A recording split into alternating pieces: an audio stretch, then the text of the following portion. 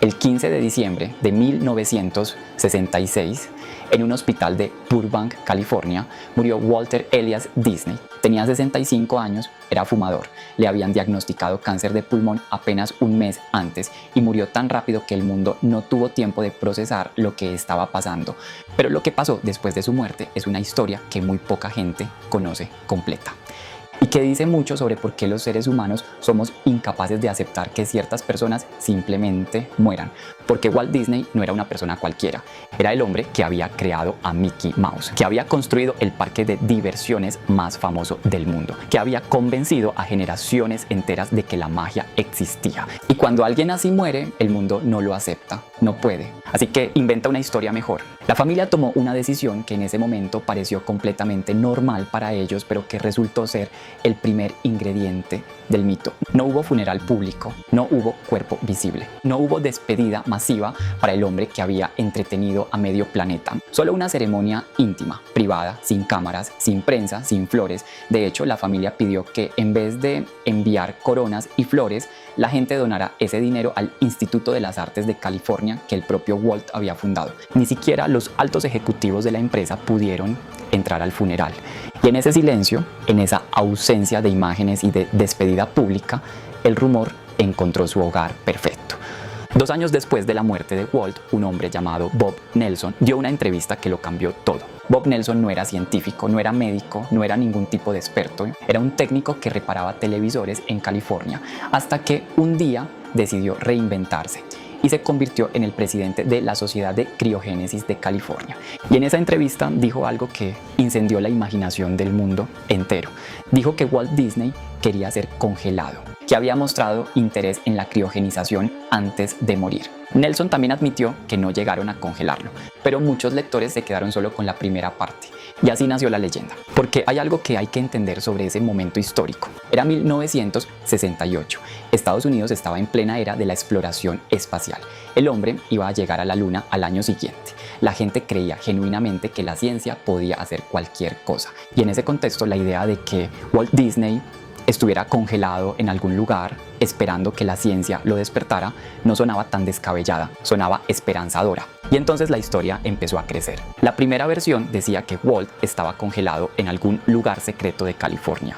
Luego dijeron que no era el cuerpo entero, que solo habían congelado la cabeza. Después la historia evolucionó a algo más específico. Dijeron que la cabeza de Walt Disney estaba enterrada debajo de la atracción de Piratas del Caribe en Disneylandia, en California, esperando el día en que la tecnología médica estuviera lo suficientemente avanzada para reanimarlo. Y aquí viene el detalle que más me parece fascinante de toda esta historia. Las primeras versiones de la atracción de Piratas del Caribe se destacaban por tener esqueletos reales en su escenografía, huesos humanos reales traídos de la Facultad de Medicina de la Universidad de California en Los Ángeles, porque en los años 60 los efectos especiales no eran tan convincentes y los diseñadores querían que los esqueletos se vieran auténticos. Cuando eso se supo, la gente que ya creía en la teoría del cuerpo congelado de Walt dijo que no era casualidad. El mito se alimentó de detalles reales para crecer. Salvador Dalí, el pintor surrealista, declaró públicamente que creía que Walt Disney estaba congelado. Películas y series de televisión empezaron a hacer chistes sobre la cabeza congelada de Walt. El mito se había vuelto cultura popular. Pero hay algo que los documentos dicen con absoluta claridad. Walt Disney fue incinerado el 17 de diciembre de 1966, 2 días después de su muerte. Sus cenizas descansan en el Forest Lawn Memorial Park en Glendale, California, en el panteón familiar junto a los restos de su esposa y otros miembros de la familia. Hay un certificado de defunción, hay registros del cementerio, hay testimonios de su familia. Su hija Diane lo negó categóricamente en múltiples ocasiones durante toda su vida. Su sobrino Roy lo negó en una entrevista en 2004. La evidencia es contundente. Pero como alguien dijo alguna vez sobre los mitos urbanos, son capaces de sobrevivir tanto al paso de los años como al peso de la verdad. Y aquí está la pregunta que yo me hago cuando pienso en esta historia. ¿Por qué la gente quería creer que Walt Disney estaba congelado? No era por morbo, era porque la idea de que ese hombre, con esa imaginación, con esa capacidad de crear mundos, simplemente se apagara como cualquier otro ser humano, era inaceptable. La leyenda del cuerpo congelado no era un insulto a Walt Disney, era la forma en que el mundo le decía que no estaba listo para dejarlo ir. Y entonces décadas después, llegó algo que hizo que la teoría resurgiera con más fuerza que nunca. Una película. En 2013, Disney lanzó una película animada sobre una princesa con poderes de hielo. Una película basada en el cuento de Hans Christian Andersen, La Reina de las Nieves, y la llamaron Frozen. Cuando esa película se estrenó, alguien en internet hizo una observación que se volvió viral inmediatamente. Antes de que Frozen existiera, si alguien buscaba en Google las palabras Disney y congelado, los primeros resultados que aparecían eran sobre la supuesta criogenización del fundador de la empresa.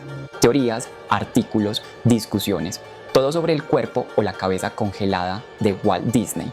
Después del estreno de Frozen en 2013, eso cambió completamente. Hoy, si buscas Disney y congelado en cualquier idioma, los primeros resultados son sobre Elsa, sobre Anna, sobre el reino de Arendelle. Los personajes de la película reemplazaron completamente al mito del fundador en los motores de búsqueda. Y entonces la teoría empezó a circular. Disney nombró esa película así intencionalmente, para que al buscar Disney y congelado en cualquier buscador del mundo, los resultados mostraran a Elsa y no el supuesto cadáver criogenizado de su fundador. Un hackeo al algoritmo de Google disfrazado de película infantil. La teoría tiene sus defensores y sus escépticos. Los que la defienden dicen que Disney es insanamente protector de su marca, que borraron cigarrillos de las fotos de Walt en los parques para mantener su imagen impecable, que si podían hacer algo para suprimir una leyenda urbana incómoda sobre su fundador, lo harían. Los que la descartan dicen que hacer una película para mejorar los resultados de búsqueda es demasiado elaborado incluso para Disney. Lo que sí es un hecho es que funcionó perfectamente y que Frozen recaudó más de 1.200 millones de dólares en taquilla mundial. Solo en merchandising, Frozen generó más de 1.000 millones de dólares adicionales en juguetes, ropa y productos. Así que si fue un plan, fue el plan de marketing más rentable de la historia del entretenimiento. Y eso nos lleva directamente al corazón de esta historia, el negocio real de Disney. Porque lo que la mayoría de la gente no entiende sobre Disney es que las películas no son el negocio principal. Las películas son el anzuelo. Déjame explicarlo. Cuando Disney lanza una película, no está pensando en lo que va a recaudar en los cines durante las primeras semanas, está pensando en lo que ese personaje va a generar durante los próximos 20 o 30 años. Mickey Mouse lleva generando dinero desde 1928. 98 años después de su creación, Mickey Mouse sigue siendo una de las marcas más valiosas del planeta. No porque haya hecho películas taquilleras recientemente, sino porque está en camisetas, en tazas, en parques de atracciones, en aplicaciones, en experiencias de todo tipo en cada rincón del planeta, donde un niño puede ver su cara y querer tenerla. Eso es lo que Walt Disney entendió antes que nadie. Que el verdadero valor no estaba en la historia que contabas, estaba en el personaje que creabas. Y si creabas un personaje que la gente amaba, ese personaje podía generar dinero para siempre. Hoy Disney genera 259 millones de dólares al día. No en su mejor semana, no en un estreno exitoso. Todos los días, 259 millones de dólares diarios. Y ese dinero viene de 4 fuentes principales que trabajan juntas como un sistema. La primera fuente son los parques temáticos. Los parques de Disney reciben más de 150 millones de visitantes al año. 7 de los 10 parques temáticos más visitados del mundo son de Disney.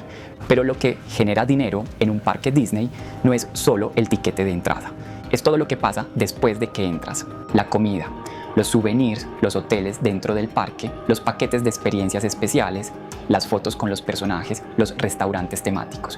Un visitante promedio de Disney World en Florida gasta aproximadamente $3.000 por viaje familiar, incluyendo todo. Y la empresa está planeando invertir $60.000 millones en los próximos 10 años para expandir sus parques, porque saben que la experiencia de estar físicamente en el mundo de Disney es algo que ninguna pantalla puede replicar. La segunda fuente es el contenido y el streaming.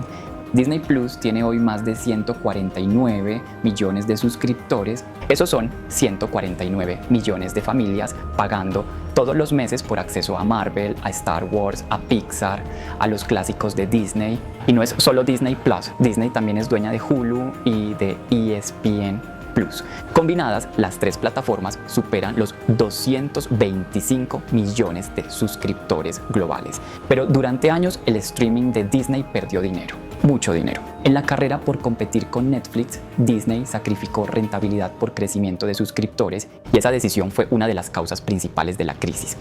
qué vino después. La tercera fuente es el licenciamiento. Esto es lo que más gente no entiende. Disney gana dinero cuando alguien que no es Disney vende algo con un personaje de Disney. Un fabricante de juguetes en China quiere hacer un muñeco de Iron Man. Le paga a Disney un porcentaje de cada venta. Una empresa de ropa quiere poner el logo de Mickey en una camiseta. Le paga a Disney. Un hotel en cualquier parte del mundo quiere tener una habitación temática de princesas Disney. Le paga a Disney. Ese dinero llega sin que Disney tenga que hacer casi nada. Es ingreso puro. Y la cuarta fuente es la más reciente y la más poderosa a largo plazo. El ecosistema completo. Porque lo que hace única a Disney entre todas las empresas de entretenimiento del mundo es que todas esas fuentes de ingreso se alimentan entre sí. Una película de Marvel en los cines lleva gente a Disney Plus para ver las series relacionadas. Las series de Disney Plus llevan gente a los parques para ver las atracciones basadas en esas historias. Los parques generan fotos y recuerdos que la gente comparte en redes, lo que promociona las próximas películas. Las próximas películas generan más merchandising. El merchandising financia más películas. Es un círculo que se alimenta solo y nadie lo diseñó mejor que el hombre que tomó ese sistema y lo llevó a un nivel que Walt Disney nunca hubiera imaginado. Su nombre era Bob Iger. En 2005, Bob Iger asumió como director ejecutivo de Disney y lo primero que hizo fue tomar decisiones que en ese momento muchos consideraron arriesgadas. En 2006 compró Pixar por $7.400 millones. En 2009 compró Marvel por $4.000 millones. En 2012 compró Lucasfilm, la empresa de George Lucas, la empresa de Star Wars, por $4.050 millones. Y en 2019 compró los estudios de 21 Century Fox por $71.000 millones. Cada compra parecía excesiva en el momento. Cada compra resultó ser una genialidad en retrospectiva. Con esas adquisiciones, Disney se convirtió en el dueño de los personajes más queridos del planeta: Mickey Mouse, Iron Man, Luke Skywalker, Woody y Buzz, los X-Men, los Simpsons. Todo bajo el mismo techo, todo fluyendo por el mismo ecosistema. El valor de mercado de Disney pasó de $48.000 millones cuando Iger llegó en 2005 a $257.000 millones cuando se fue en 2020. Más de 5 veces en 15 años. Y entonces Iger tomó la decisión que casi destruye todo lo que había construido. En febrero de 2020 entregó las riendas a su sucesor, un hombre llamado Bob Chapek. Y 2 semanas después, el mundo se cerró. La pandemia llegó y Chapek se encontró al frente de Disney en el peor momento posible. Los parques cerraron, los cines cerraron, no había películas que estrenar porque no había dónde estrenarlas. El modelo de negocio que Iger había construido durante 15 años dependía de que la gente saliera de sus casas, de que fueran al cine, de que visitaran los parques, de que se subieran a los cruceros, y de repente nadie podía hacer nada de eso. Disney perdió miles de millones en semanas, y lo que vino después hizo que la situación fuera aún más compleja. En 2021, un reporte reveló que mientras Disney despedía a miles de empleados durante la pandemia, el salario de Chapek había subido un 50%. Ese año ganó $32 millones, mientras las familias de sus empleados no sabían cómo pagar la renta. Eso no se le olvida fácil a nadie. Luego vino la demanda de Scarlett Johansson. La actriz demandó a Disney porque habían estrenado Black Widow simultáneamente en cines y en Disney Plus, lo que redujo su compensación basada en taquilla. El caso se resolvió privadamente, pero el daño a la reputación de Chapek fue público. Luego vino la controversia de Florida. El estado de Florida aprobó una ley que limitaba la enseñanza de ciertos temas relacionados con identidad de género en las escuelas. Los empleados de Disney protestaron, exigieron que la empresa tomara posición. Chapek primero dijo que no iban a involucrarse, luego cambió de posición bajo presión interna. El gobierno de Florida respondió eliminando el estatus especial de autonomía que Disney tenía sobre su territorio en el estado desde los años 60. Un privilegio que Walt Disney había negociado personalmente décadas atrás y que le daba a la empresa un control casi total sobre el terreno de sus parques. Desapareció de un golpe. Y para finales de 2022, las acciones de Disney habían caído un 41% en el año. La junta directiva tomó una decisión que nadie esperaba. Un domingo por la noche de noviembre de 2022, Bob Chapek recibió una llamada. Le dijeron que estaba despedido con efecto inmediato y que esa misma noche Disney iba a anunciar el regreso de Bob Iger. El hombre que había construido el imperio, que se había retirado, que no tenía ningún plan de regresar, volvió y lo hizo con un salario menor al que tenía cuando se fue. No regresó por el dinero, regresó porque la empresa que él había construido durante 15 años estaba en problemas y él era la única persona que sabía exactamente cómo arreglarla. La prioridad de Iger fue clara desde el primer día, hacer que el streaming fuera rentable. Porque durante años Disney Plus había perdido dinero, mucho dinero. Habían conseguido 149 millones de suscriptores, pero cada uno de esos suscriptores le costaba más de lo que pagaba. Iger subió los precios, introdujo un modelo con publicidad para quienes quisieran pagar menos y redujo los costos de producción de contenido. Al mismo tiempo, los parques temáticos explotaron después de la pandemia. La gente que había pasado 2 años encerrada quería experiencias físicas como nunca antes en la historia, y Disney tenía las mejores experiencias físicas del planeta. En 2025, Disney cerró el año con ingresos de 94.000 millones de dólares. El solo segmento de parques, experiencias y productos generó más de 36.000 millones de dólares en un año. Y en marzo de 2026, Bob Iger dejó el cargo definitivamente.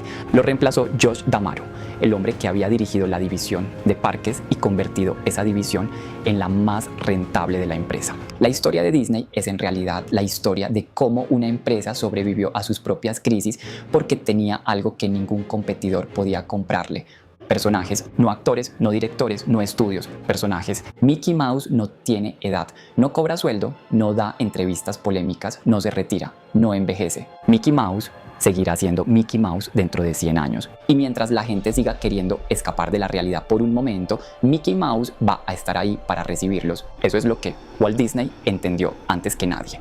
Y eso es lo que hace que esta empresa sea diferente a cualquier otra empresa de entretenimiento que haya existido.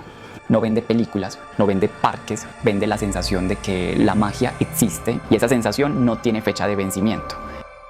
Si te gustó este video, te invito a que le des like y a que te suscribas. Así voy a entender que este contenido te está gustando. También quiero invitarte a que veas un pedacito del próximo video, en el cual nos adentramos en el negocio de Juan Valdez. ¿Sabías que Juan Valdez nació como una mentira? Veámoslo. El hombre que iba a representar a los caficultores colombianos ante el mundo entero era un señor que había nacido en La Habana, Cuba. Se llamaba José Duval. Nunca en su vida había visto un cafetal. No sabía nada de recoger granos. José Duval se convirtió en Juan Valdez. Y durante 10 años, el hombre que le contó al mundo la historia del café colombiano no tenía absolutamente nada de colombiano.